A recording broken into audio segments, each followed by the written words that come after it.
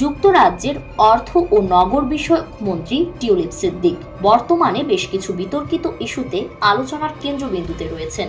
সাবেক প্রধানমন্ত্রী শেখ হাসিনার ভাগ্নি এবং শেখ রেহানার মেয়ে হওয়ায় তার রাজনৈতিক ক্যারিয়ার বরাবরই আলোচনার বিষয়বস্তু। তবে সাম্প্রতিক সময়ে তার কর্মকাণ্ড এবং বিভিন্ন অভিযোগ তাকে আরও বেশি চাপে ফেলেছে।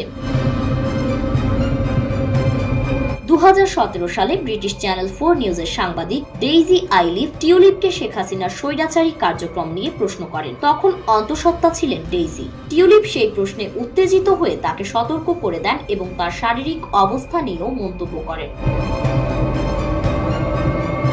ভিডিওতে দেখা গেছে টিউলিপ হুমকির সুরে সাংবাদিককে বলেছিলেন, খুব সতর্ক থাকুন, আমি একজন ব্রিটিশ এমপি এবং আপনার বলা বিষয়ে আমি কিছুই জানি না। ঘটনার পর টিউলিপ সেই সাংবাদিকের চাকরি খাওয়ার চেষ্টা করেন, তবে সফল হননি। ভুক্তভোগী সাংবাদিক পরে সামাজিক যোগাযোগ মাধ্যমে জানান, পুরো ঘটনা ক্যামেরায় রেকর্ড করা না থাকলে তার চাকরি চলে যেতে পারত। একই সময়ে টিউলিপের নির্দেশে আইন শৃঙ্খলা রক্ষাকারী বাহিনী ব্যারিস্টার আরমানের স্ত্রীকে হয়রানি করে এমন অভিযোগও ওঠে।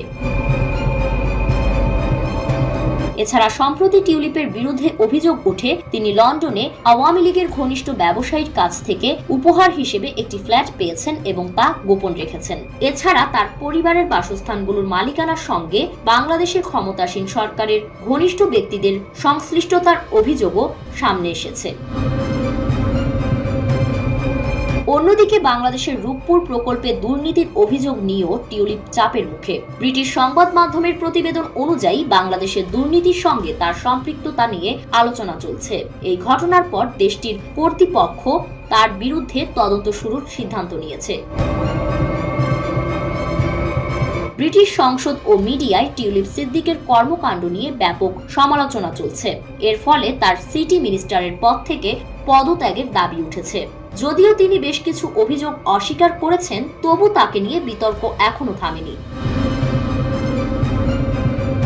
টিউলিপ সিদ্দিকের বিরুদ্ধে এসব অভিযোগ তাকে শুধু যুক্তরাজ্যের রাজনীতিতে নয়, আন্তর্জাতিক অঙ্গনেও সমালোচনার মুখে ফেলেছে। পারিবারিক ও রাজনৈতিক পরিচয়ের প্রভাব তার ক্যারিয়ারের জন্য যতটা সহায়ক ছিল, সাম্প্রতিক বিতর্কগুলো তার জন্য ততটাই ক্ষতির কারণ হয়ে উঠেছে।